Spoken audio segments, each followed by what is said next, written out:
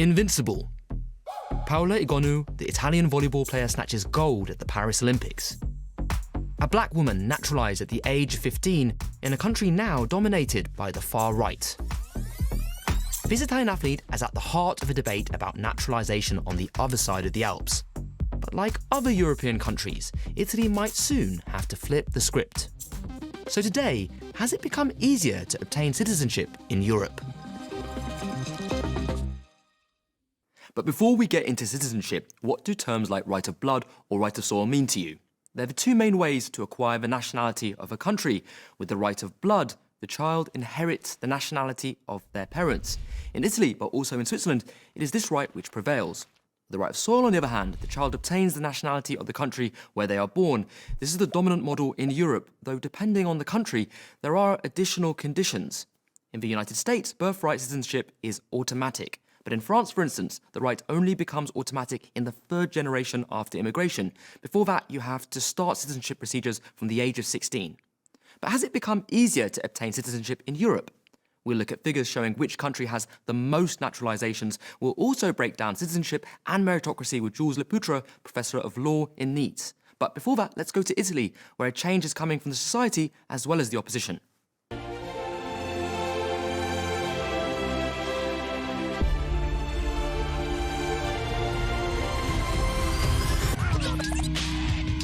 In September, several parties and organisations released this clip, backing a petition for faster citizenship. And it wasn't just a clip that struck a chord with Italians. The petition gathered over 500,000 signatures in just 5 days, enough to trigger a national referendum. The referendum want to reduce the number of the year necessary to access the citizenship. Now you have to live for 10 years in Italy, and we want to reduce this time to 5 years.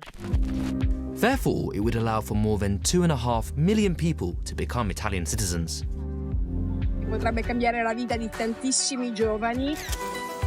The petition bypasses Parliament, where the reform would probably not have found much support. The right-wing Prime Minister, Giorgia Meloni, has no interest in the idea, and nor does Forza Italia, Meloni's centre-right coalition partner, which even wants to bring in a school rule alongside the current system based on ancestry.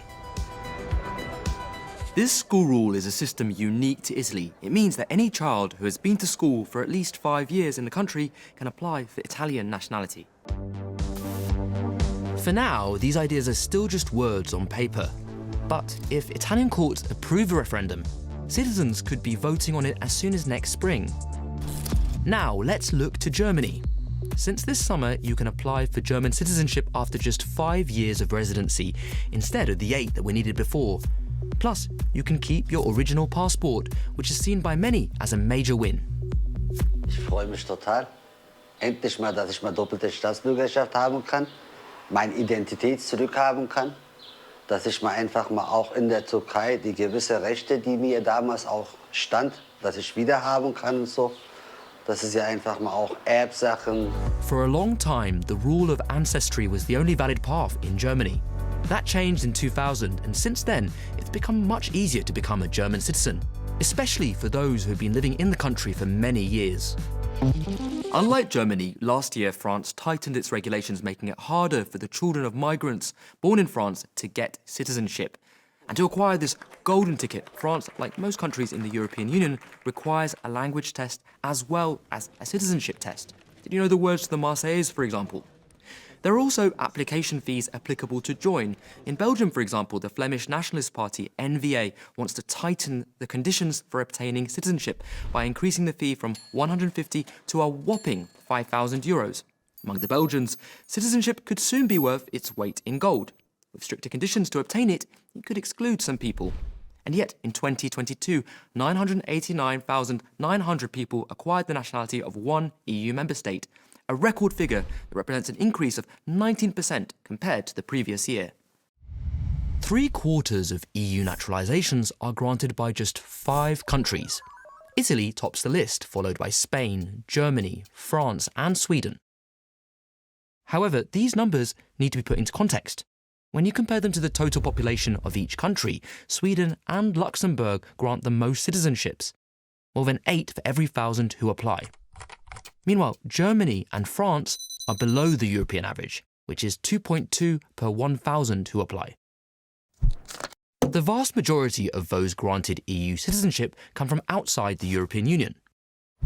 In 2022, most of them came from Morocco, Syria, Albania and Turkey. There are no common rules across the EU for gaining citizenship. Each country sets its own criteria. All across Europe, you need to live in a country for a certain number of years before you can apply for citizenship. But this period can range from 3 years in Poland to 10 years in Austria, Spain and Italy. Also, favourable laws alone don't explain the number of citizenships granted.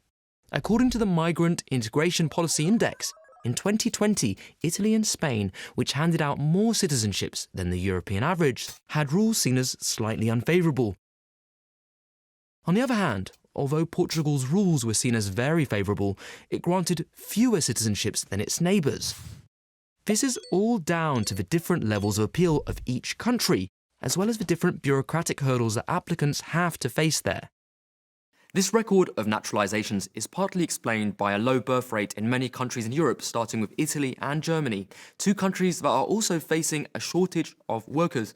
But naturalisation today is also a question of integration, as Jules Lepoutre, professor of law at the Côte d'Azur University, explains to us. Il y a deux perspectives ici, à mon sens, qui peuvent expliquer qu'on facilite l'acquisition de la nationalité. D'abord, une perspective un peu démocratique, un peu d'intégration, c'est-à-dire que des étrangers qui se maintiennent sur le sol d'un État, qui résident de manière régulière, qui parlent la langue, qui travaillent, ont vocation en termes d'intégration, en termes aussi d'impératifs démocratiques, à rejoindre la population d'un État. C'est classique. Et puis il y a un deuxième impératif, c'est le fait que les États sont souvent soucieux de ne pas avoir sur leur territoire ce qu'on appelait au début du XXe siècle des enclaves étrangères, c'est-à-dire des endroits où vous avez des communautés d'individus de nationalité étrangère qui se maintiennent, et donc l'État, en naturalisant, du moins en permettant à ces populations d'acquérir leur nationalité, eh bien les place complètement sous sa souveraineté. And today, the naturalisation process is also more selective.